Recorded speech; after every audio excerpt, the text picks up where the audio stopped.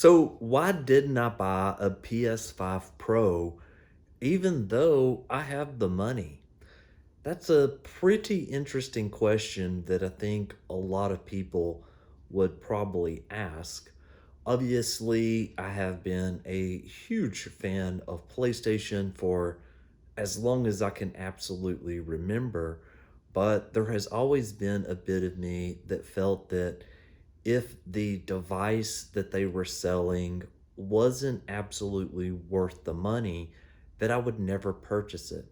So everybody's got their own definitions of that. One of the things that comes to mind very quickly with the PlayStation 5 is that I have three PlayStation 5s right now. I have two PlayStation 5s that are able to be jailbroken, and then I have my main PlayStation 5, which is where I play all of the latest and greatest games.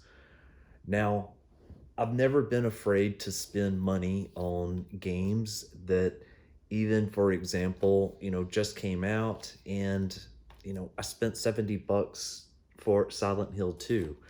I've not been shy about spending money on that because I thought that that was a great deal.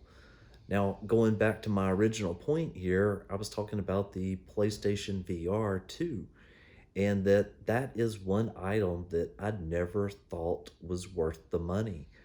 I saw a few of the Horizon game that they had for it, but I didn't see anything in the PSVR 2 that would certainly warrant the $400 price range.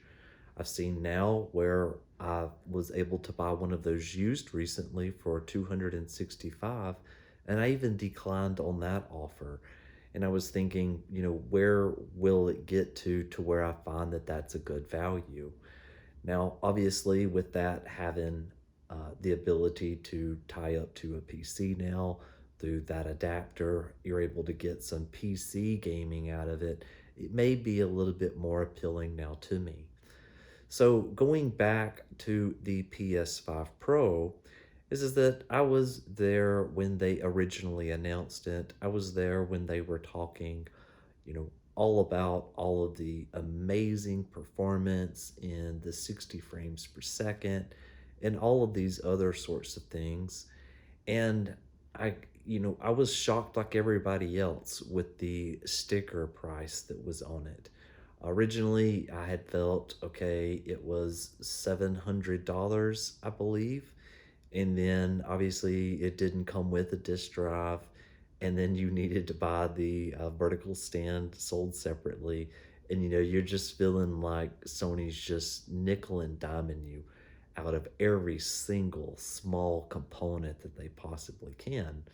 And then, putting an old game on the PS5 Pro, which was, Astro's Playroom, when they absolutely could have done something like shipped Astrobot on the device itself to have at least softened the blow a little bit. But, they didn't do that. And really, the PS5 Pro comes down to me is that I haven't been impressed by any of the visual details that I've seen. I've looked at the reviews from Digital Foundry, and there isn't really anything that I feel that it has to offer me as a gamer. Now, I do play my PlayStation 5 for usually a couple of hours a day, so I'm not somebody that is a power gamer where I'm literally crushing it 8 to 10 hours every day. I'm not that type of gamer at all.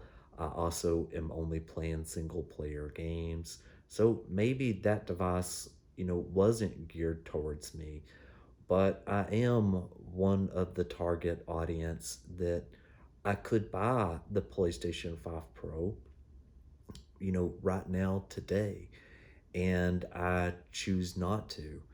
And again, it goes down to the hardware specs aren't really impressive as much versus what I've originally got. And what I have right now is just a PlayStation 5 that is the fat version or the original version that obviously has the disk drive. And I've skipped that whole second series anyway. So the PlayStation 5, slim models, I've never held one of those before. I've just seen those in pictures, and I didn't feel like that was a great deal at that time. And now, again, here we are with the PlayStation 5 Pro, and it just doesn't feel like a pro type of upgrade. Now, I know some might feel that, since it does have the 2 terabytes of space, some may feel that that was great, that that's a big bonus for them. But I have pretty much, since I've had my PlayStation 5, I have had a 2 terabyte M.2 SSD in it that I just bit the bullet. I just paid all the money for it because it was super expensive at that time. Bought a really good heatsink for it. And, now I've been installing games, for quite some time that is on it. So just to end this video, if you really were to ask me, again, as somebody that could afford it, why am I not?